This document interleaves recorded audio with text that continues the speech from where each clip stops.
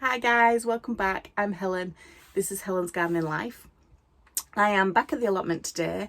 I'm sat in my shed, as you can see from the wooden cabin-like surround. I haven't been for a few days to the allotment, so I've come down. It's kind of a nice surprise to see everything. The pumpkins have gone mad, so I'll go and show you them in a minute. But I thought we'd do a quick tour, show you how everything's getting on and go through the plans that we've got over the next few weeks. I am now on annual leave, woohoo! So I can do a few bits in the allotment and I can't wait. So yeah, let's go do a tour and I'll show you what's going on. So guys, we'll start with the inside of my shed. So there's my little seating area. I've got some little cushions. My shelving area above. A few little bits on my window. My friend knitted me a little, crocheted me a little snail, and my daughter painted me a rock. So bits of storage in here, tins of sweets, juice, biscuits, mugs, seeds up there. Still very much work in progress is this. I've got my little shed secret hidey hole up there, and some of my tools in. Still got a lot of work to do in here, as in paint it, make it look pretty. But do you know what? I love it. It's fine. I'm not bothered that we've got the au natural look. I made that little rainbow hangy. It's just these little things that makes it look like cute, isn't it? So stepping out of my shed, we've got the little seating area. We've got a bistro set by the pond. And it's just nice when you've done quite a bit in the garden to just kind of sit and just take it all in. It's a bit chilly today though, so I won't be sitting. I will be working. So coming out of the shed, round to the back, I've got my rose. That looks beautiful. And then I've got some comfrey plants there that need planting, and they're going to go along the border just here. And then we can make lots of comfrey tea. Spin you around quite slowly-ish. Black currants. They're doing really well. Not a lot of fruit on them. I think we've gone through that, but I only moved them here, obviously, beginning of the season. So yeah, they're looking nice and green now. Starting to spread out. So this part of the plot yet to develop. Probably going to wait for next year now, and it's going to be a series of raised beds. Moving on to the butternut squash. I have put a load of straw that is used rabbit bedding on these. It's been rotted down a little bit, and it'll just retain that moisture in the soil and feed the plants a little bit. So here we have the pumpkin. It's gone absolutely crazy. It's got some mahoosive flowers on it and loads of pumpkins. So there's one. Let me see if I can find another in and amongst. You have to kind of dig around. I do it gently because they're quite spiky pumpkins, aren't they? Why can I not see another pumpkin? I know there are some.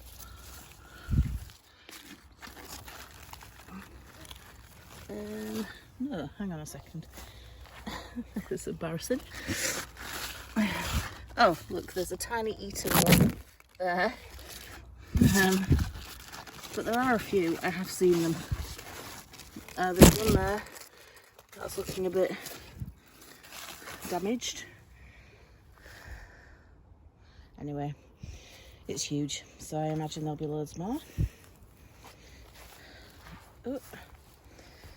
Courgette plants, they're doing good as well.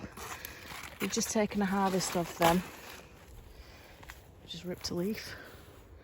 Oops.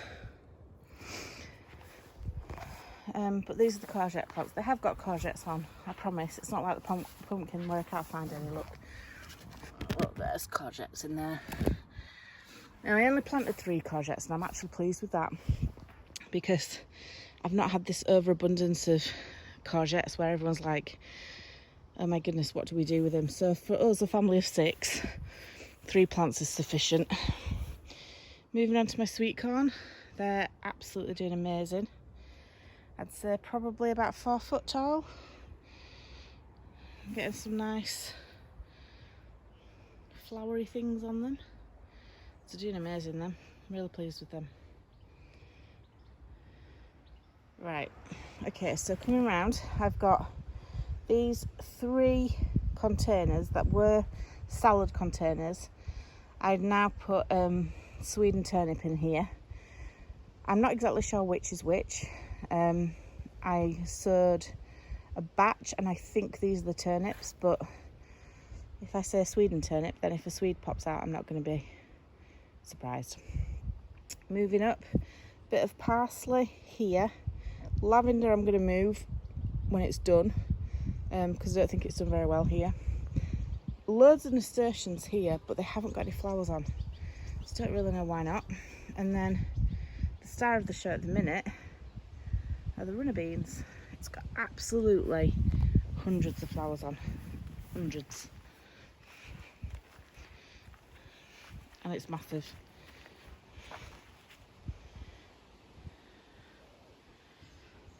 And then poking out at the bottom, you can see just the white flower there.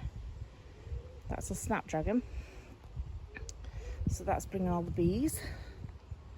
And again, these nasturtiums have done fab, but I can't see any flowers at all. It's a bit weird that, isn't it? Maybe I'm just a bit late with them, I don't really know. Anyway, beans are doing super. So I've got a little container full of kale here. I've been harvesting this as baby leaves for salad, and it's working really well actually. Using it a bit like a cut and come again.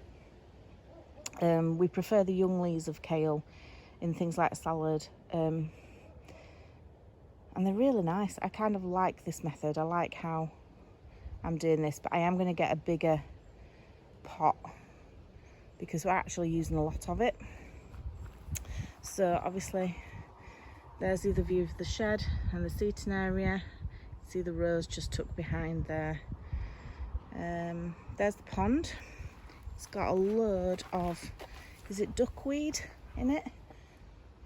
Oh look, here's the little cat who's going to go in the shed, and that's fine as long as she doesn't wee in there. Oh nice, wonder what she's doing. Okay, we'll just ignore it because it'll make me anxious. Right, so loads and loads of duckweed in the pond. I have been skimming this every few days to let the light still get into the water, but it's just prolific and it doesn't get a lot of sun, so I presume that's why. The wildlife area around it is just looking superb. Hopefully the little froglets that come out of the pond will be very happy living in this area. And oh look, she's come out now, look. She's now exploring. Don't know what her name is. Shall we call her something? What should we call her? Should we call her Lucy? Millie? I don't know. Right, anyway, back to the wildlife area. So the poppies have gone over now, but the seed heads look amazing. My hosta's kind of been strangled. I might have to clear a bit out of that. Just pull a little bit of the weed. Oops. Pulled half the leaf as well, look.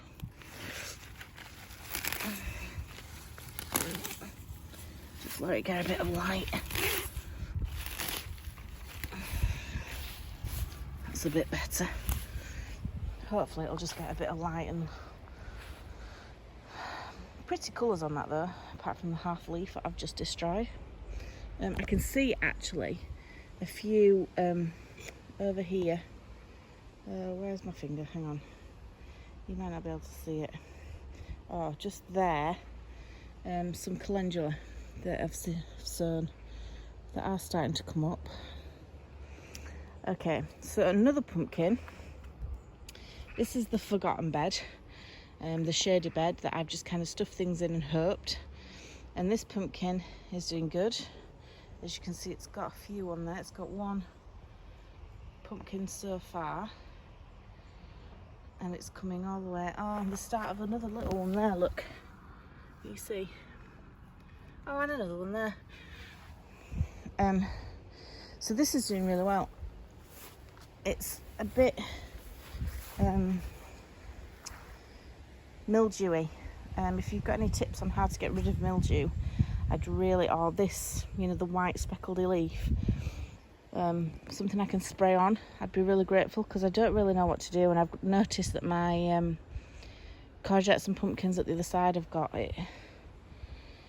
So I've got purple sprouting broccoli, a couple of pumpkins in there, more purple sprouting broccoli that's been pigeon eaten, but that's okay, I don't mind sharing, and a little butternut squash there, and lots of weeds that need sorting out today. Okay, so I'll take you back round. So the end of the bed, half it I've got old soil in there, loads of cardboard on top to stop the weeds and let it rot down a bit. The end bed is going to be filled with compost from my bins that we are making at the minute. I'll show you them in a second. Then the grass needs cutting, but it's doing okay. So onto my middle bed. So I've got a lovely display of calendula.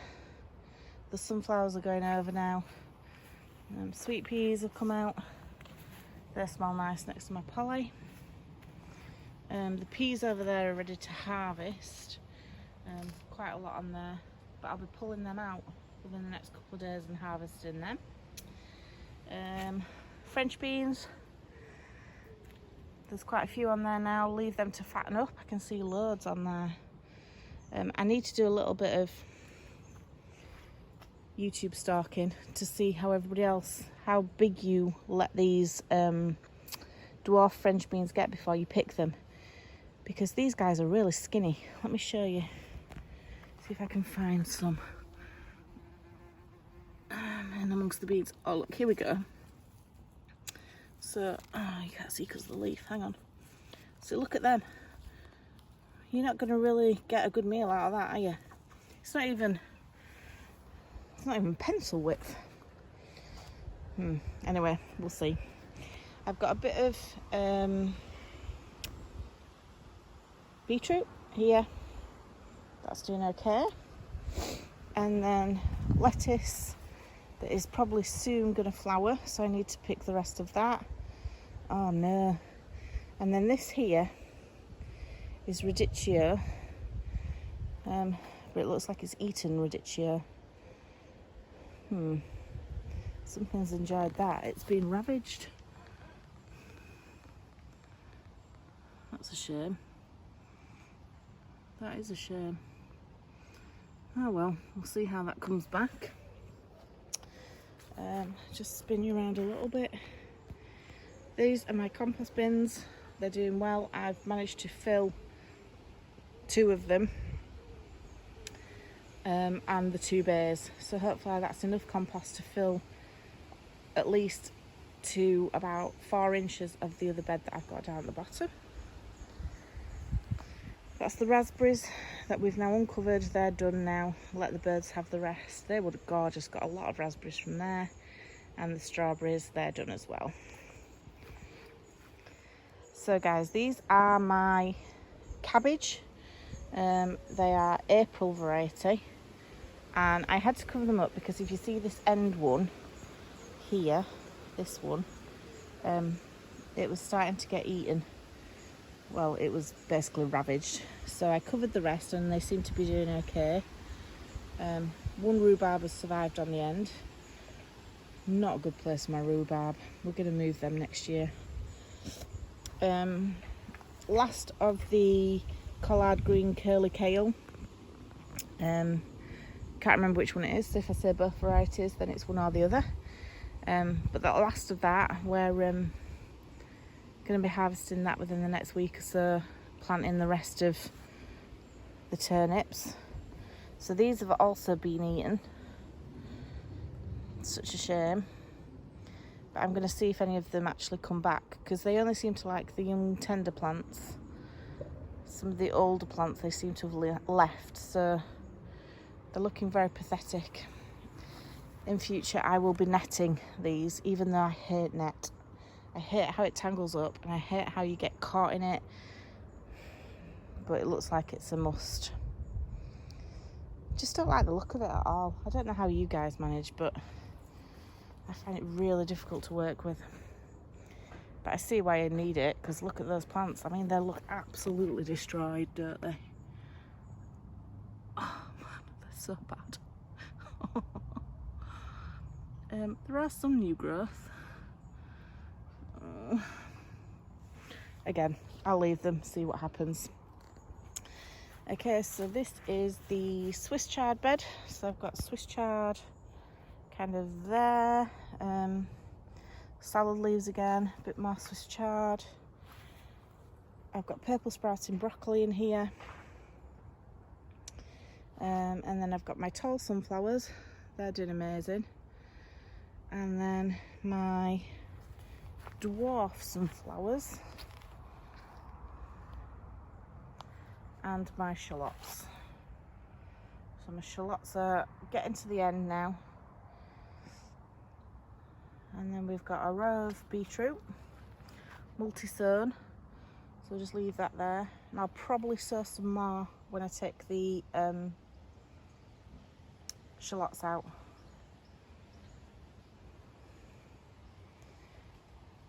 But all these beds are going to be edged. That's one of the projects we are going to do. We're going to edge this bed here and then these beds here. So this, I sowed more turnip and swede. So you see one half it's being destroyed, one half of it hasn't been destroyed. So that's interesting, isn't it? And then the tent for my cabbages and greens. So in there I've got more cabbages, spring greens and purple sprouting broccoli. And it's doing really well. In fact, I could do with raising the level a bit, because the purple sprouting broccoli is struggling. Oh, they've just pulled that out now. Over there is the comfrey that I planted this year. That's doing really, really good. And then some more sunflowers. Oh look, I've just seen this one's come out. How pretty. I mean, it's a bit ravaged, but it's a lovely colour. Wow, nice. This one's going to be beautiful when it comes out. A bit of ragwort in there, which I'm a bit distressed about. It's really poisonous stuff, it's not nice. I have to get that up. Before it seeds, I'll chop the heads off. Cornflowers look really good here. I like the mixture of the flowers with the vegetables. I think my plot neighbours think I've gone mental, but I like it. Need to figure out what I'm doing with these paths, because as you can see, they're full of weeds. I did think about sowing some grass seed and then mowing them, and then at least I can keep it down with mowing. So that's maybe a consideration. I don't know.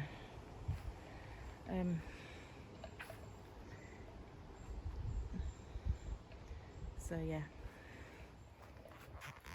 Okay, let's go in the poly. So, aubergine plants. Tons and tons and tons of flowers on these, but not had an aubergine yet. Hopefully I'll get at least one aubergine. I can only hope. Tomatoes, there's a couple of ripe ones on there. These are looking quite sickly and sad, I think, but we're watering them. We'll see what happens with them. Like I said, this is an aubergine down here, and this was the first one to flower, but I haven't got any aubergines on it at all. And I know Tony C. Smith's got aubergines, so I'm a little bit jealous. Kale cucumber. Love the comedy cucumbers. Had a good couple off there. I will grow more plants next year. But they're all, like I say, I think it's hard growing in pots because you can't get the watering right. So if I was to give anybody any advice, I would say either choose really big pots that you can let the plants retain moisture, or I would do what we're going to do next year and put actual beds in here, probably 6 inches deep, so that we can water the beds. And I'm also looking at an automatic irrigation system, because at the minute, like I said, oh, big bumblebee, scare me to death. Going out. Look at him. He's going to get stuck now. Goodness sake. Oh well, I'll help him out in a minute. So yeah, I would recommend either choosing massive pots or actually making beds in your polytunnel, because like I say, I found it real difficult to water and monitor the feeding and the water content and that kind of thing. But we'll see. We'll get a few harvests this year, and it's all live and learn, isn't it? All stuff that I'll kind of know for next time. Right, let me go do bee rescue, and I'll catch up with you. Oh, he's gone. Okay, so I'll water my tomatoes then now. I don't have to rescue the bee, and I will come back to you in a minute. So I'm just now squinting because I'm sat in the sun. I'm going to edit everything together, and hopefully then it'll be a decent kind of length plot tour. Be able to get a really good idea. I kind of need your help, guys, on some suggestions. What would you do with things? How would you get on top of the weeds on the paths? And what would you do with the mildew on those pumpkins and courgettes? Really appreciate help. If you can comment in the comment section of what you think I should do, that would be really, really helpful. If you like it, please share with your friends. If you haven't subscribed, please subscribe now. I would be so grateful and get really giddy. Thank you to those new subscribers that I have. It's nice to have you here, and I'll hopefully see you on the next one.